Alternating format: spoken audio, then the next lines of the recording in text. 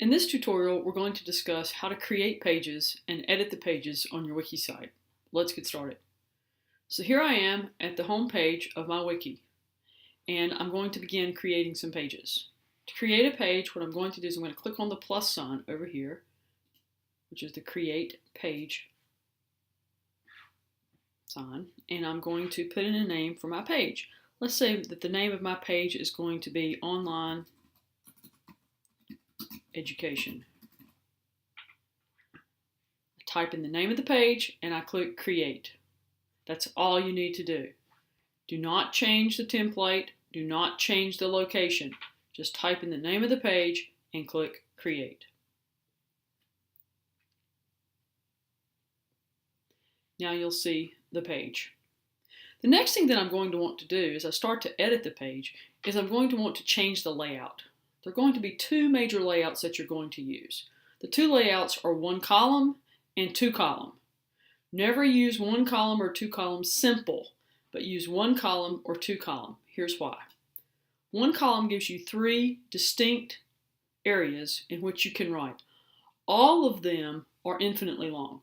So even though it looks like this is short, this is big, this is small, that's not the way it is. They all can be just as long as you need them. But many times it's very nice to have different blocks in order to put different sections. It just makes organization much easier.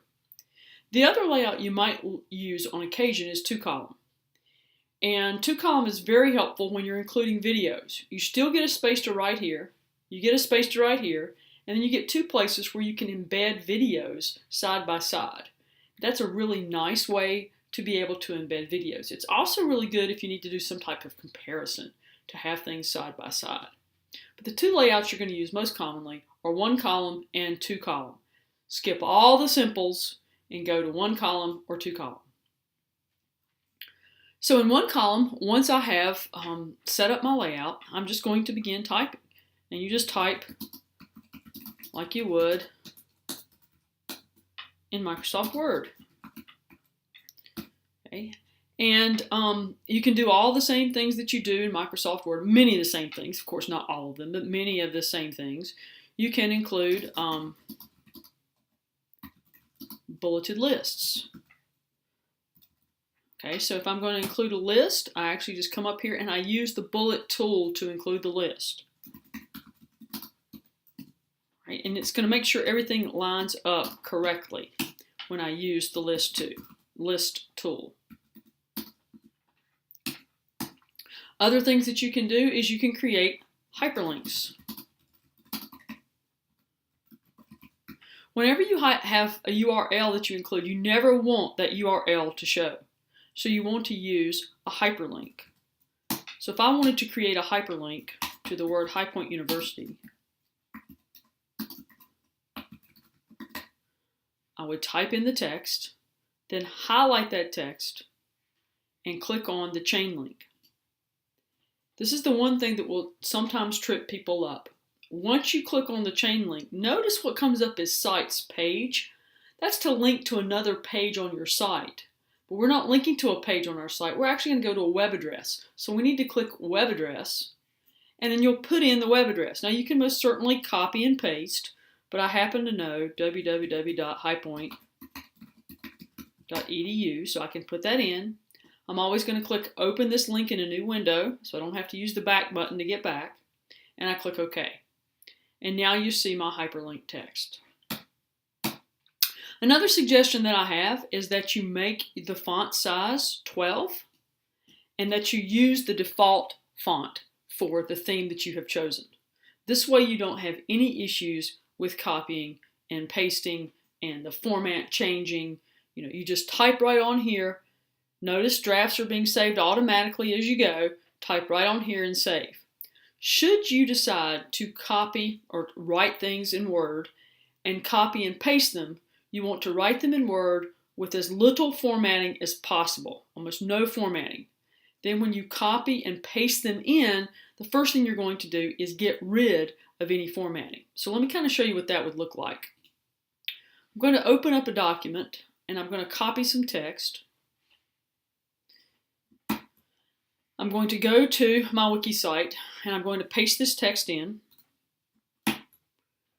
Okay. Okay. Notice it doesn't look the same as what I had up here, right? So the first thing I'm going to do is I'm going to highlight this text and click TX.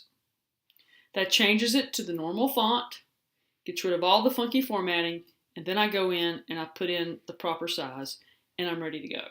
So if you're going to copy paste, that's what you want to do. Okay, always highlight it first, do TX, and then go from there.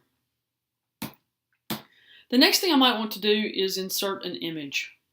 So to insert an image, we want our images to be integrated, which means that we want the text to wrap around them. So you're going to insert your images last. But let's say I wanted to insert an image around this text right here. And in order to get this to work, I'm probably going to need to put this text in a couple of times. So I'm just going to do that right now. Put the text in a couple of times, and then I'm going to do my TX and change my size. Now I actually have some text in here that I can wrap some things around. So I've written my text. Notice it's a short paragraph. Even though this is pretty long, this is still a short paragraph, and we always want to write in short paragraphs when we write online. I'm going to go Insert an Image. And now I'm going to go and choose an image. I think I have some in here that maybe I can pull up an image somewhere. We don't want an image of me. I'll pull up an image of my dog. I think that's what that is. It says it's of Mocha. Let's see if it is. And notice it's uploading. Okay, there's the image of the dog. And I'm going to click OK. Notice it's huge, and we don't want that. So the first thing I'm going to do is make it small. Okay, and now notice that it's here all by itself and the text is underneath it. So the next thing I want to do is turn Wrap On. Now the text wraps around the image. Notice though that the image is larger than the text. That's another thing you don't want. You always want your text to wrap around your image. And so you want to make sure that you have an image that's small enough that the text will wrap, or that you say enough in order for the text to wrap. So what it would look like if I had to go back and do my TX now, I'll do the TX, change the size, and now you can see that my text has wrapped around my image and it looks very nice. So that's how you insert your images. The last thing that you might want to do is you might want to insert a YouTube video. So I have a video here that I just uploaded, and I'm going to copy the URL from this video. Okay. Now if I had searched for a YouTube video, I could search for any video, click share, and then I will actually see this URL. So it's the same URL that I would grab if I were sharing the video.